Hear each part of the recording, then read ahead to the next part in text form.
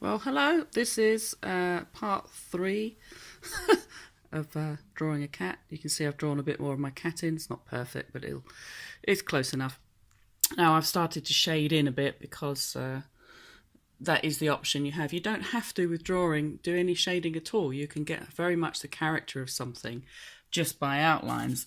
You can see here where I'm sort of describing the tail just with sort of like scruffy little lines, and you can just do that. This happens a lot in illustrations, particularly of children's stories. So don't feel like you've got to do a full-blown shading thing. However, if you're quite bored, which a lot of us are right now, and you've got a few hours to spare or a day or whatever, you might as well.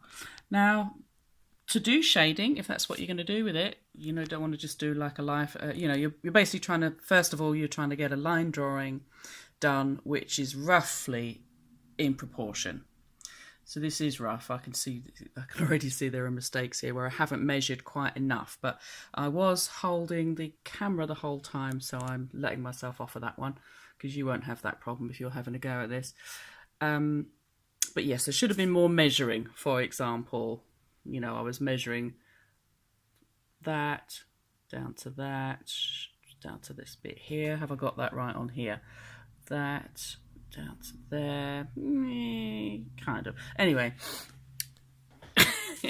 the point is you don't have to shade, but if you are going to shade, what I've got here is you definitely want to keep a nice sharp point on your pencils, unless you're likely to stab yourself, in which case don't use the pencil sharpener. And then I've got HB, a B, a 2B, a 4B and a 6B. You can usually buy these as sets, but it doesn't matter too much. The B's, what it means is B, the higher the B, the blacker the graphite is. For example, here's a 6B. So if you look at sort of how dark that is there, how dark that is the really dark bits. This is where you would press quite hard, use a 6B. Now the actual procedure of shading is you start off with let's just take a bit here. Like if I want to show this is white here, this little chin of this, then I've got a HB at the moment, but in order to show it as white I need to have the greys and the other colours around it. So you see what I'm doing there? I'm just kind of, see how time consuming this can be if you really want to do this and get a perfect cat. You will get a perfect cat, but it will take you a while.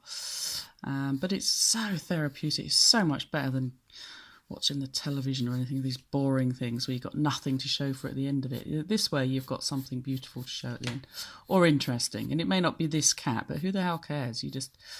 What you do is you throw away the photograph you use and never show anyone what you started with, and that way nobody can say it doesn't matter.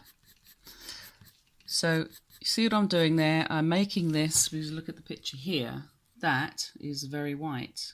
That's the whitest bit, and the little cheeks, and then around the eyes there, very white. Well, the only way you can show that is by darkening what's around it, which is what I'm doing there in a very scruffy way, but it's beginning to work. And you build it up in layers. So you start off like you can see here, or I've sort of left it, was I using a B, I think. I started off with a B. It's like that I've got to go very dark here and here. If you're really clever, you can sort of carefully go around the whiskers, but ooh, that's a tricky one. Anyway, so you roughly shade on first of all to get the darker tones, and I'm cross-hatching. It means I'm moving my hand backwards and forwards here. And it's rough. It looks very rough when you start, because what I'm trying to do is match the tone of it. I'm not trying to go for the detail or how pretty the fur is at this stage. That's a further stage. You have to get your tones on first. And what I mean by a tone is how dark is that compared to, say, that. You can see there's a completely different tone there. That's very dark, that's very light. So on here, I'm sort of starting to describe that, but not fully. Now there is a trick you can use, which is where you get a bit of paper like this with a hole in it. It's very technical. See the hole? There's the hole. And if you're not sure what tone you're looking for, you put it over the picture there, and you can see just how dark that is. And if I move it up to, where was it, this bit here, you can see that significantly difference, that to that. Now if I move that on mine, where is it? It's there, move up to there, it's getting there. It's not quite there. In fact, that's probably gone a bit too dark. But this is a good trick because it helps you see how dark is something compared to how light is something else. So let's have a look at the cat. So there's its chin, little white chin there. You can see that's white, but then go down to the ruff below it. You can see it's a light grey, which is what I'm trying to get here. There's the white, there's the light grey below it. So you can use that. This also helps you see colours, by the way, this trick. So this is what you're doing. You're building up layers. You can see this is going to take me a while. I'm bored with that, so I'm just going to keep moving around, and let's pick out a little bit on the as I was going with the ruff of the cat. So I'm kind of, this is quite light. You see what I'm doing? Because look at how the, you know, these little tufts of fur here. So let's pick out one. There's a stripe. Yeah, okay, there's a bit here. So I'll put almost like little V shapes in. Try and look roughly where they are. So you're drawing those in first, and this is pretty much what you do in any part of the drawing.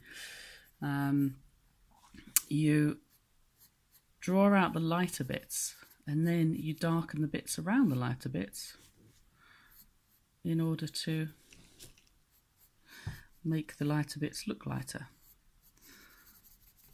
Deep, isn't it? So you see there, now I've got an idea of, you know, it looks a bit more three-dimensional, and that's really what it means, three-dimensional, because what you're doing with a drawing or a painting is you're being a bit of a trickster, because you're putting something that is three-dimensional, a cat, onto a two-dimensional surface, which is your paper, which means it basically only has length and breadth. It doesn't really have much of a width, whereas a cat does. So how are you doing that? You have to use light and shade. That's how you do it. A lot of people, when they paint, don't really know this, and their paintings end up looking quite flat, and that's because they're not building up the tones. That's what it means by that. So with drawing, you learn this. This is why drawing really is the backbone of anything else, and it is you don't have to paint. You can paint perfectly well without knowing how to draw, but you'll have a much higher range of skills if you can learn to draw, because it teaches you to look, teaches you to see tones. Do you see what, hopefully you see what I'm doing there. See this bit I did here, now I've suddenly got I'm beginning to get the nature of the actual fur. Draw it out there, shade it there. Now I work fairly fast because I've been doing it since I was born, but you don't have to feel that you've got to work this fast. You can take days over this, doesn't matter. What else you got to do?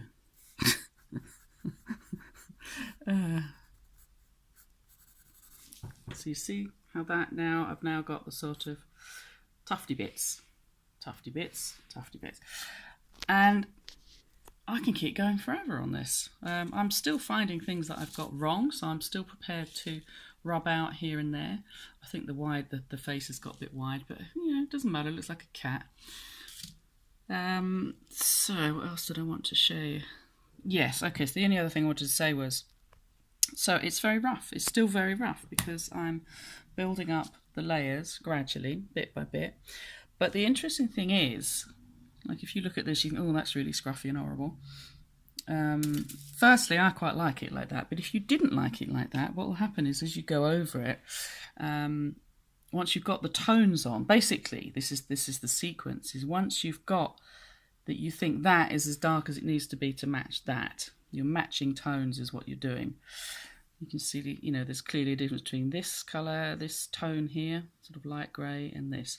So once you feel you've built up the layers, which I kind of have to a degree, just this top bit, you then and only then look at the actual final layer, which is the fur in the case of a cat. It's the texture. If I was drawing a carpet with a pattern on, that would go on last as well. So it's fur. So you're following the direction of the fur. You can see the direction of the fur. So you're not going to do the fur like that because, you know, that would be silly. Unless you've combed your cat that way. That's the direction the fur's going. So let's just try and do. So I've got hang on, I've got the wrong pencil there. Let's have a look. I wish they'd put them in bigger letters here. If anyone who manufactures pencils sees this, can you... Anyway, didn't like that one. All right, let's go to I think I prefer that one. Sometimes you get lumps of graphite in pencils which are kind of not quite black enough. Anyway, that's another thing. So can you see there is a sort of triangular bit here which is slightly darker than the rest, and there's also a bit here which is slightly darker, but you can see that it is the fur's going this direction, which is convenient because my hand happens to be going that direction as well, so that's quite nice. Lucky for me. So I'm pressing harder, and because I've got a layer of graphite on, I'm kind of almost moulding it now. It's much easier to make it begin to look like fur, and you can see I'm kind of following the direction of the fur, but because it's going over a layer of graphite I've already got on there, it's good. It's beginning to sort of blend in and soften up because the cat's soft. I mean, I quite like my rough drawing style, but if you really want to describe a cat is soft. And can you see what happens? It's like you have to have this amount of graphite on the picture, then you're following the direction of the fur or putting whatever pattern is on,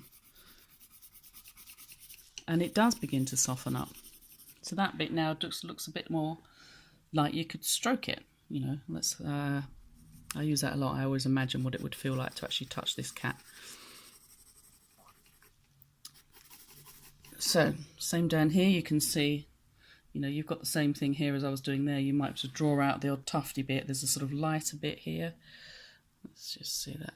Okay, there's a lighter kind of lump of fur here, so you mark that out slightly. There's another one here. Mark that out slightly.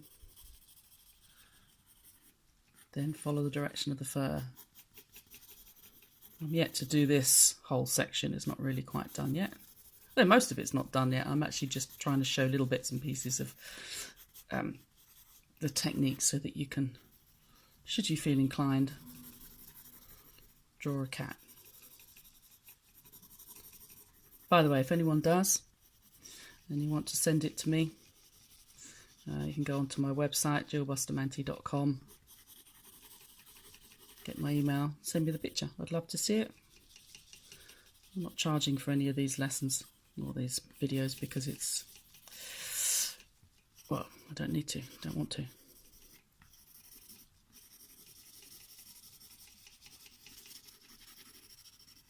Okay, so you can see how that's, hopefully you get the idea. This is a time consuming thing, especially if you do a big one. You could always do a smaller drawing, that's fine.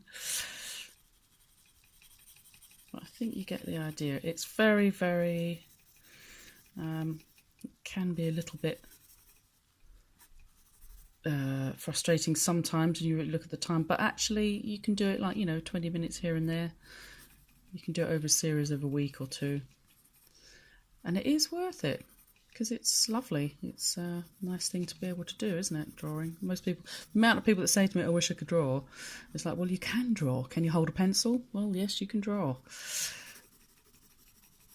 But other people are not always very encouraging. They'll tend to pick out the minute you show a drawing to someone, they'll say, you got that bit wrong.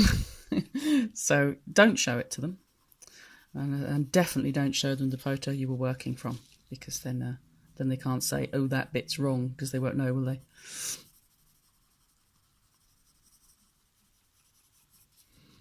Okay, so I think you get the idea. Not sure I'll ever finish this. Maybe I will. But I hope it helps. Okay, bye.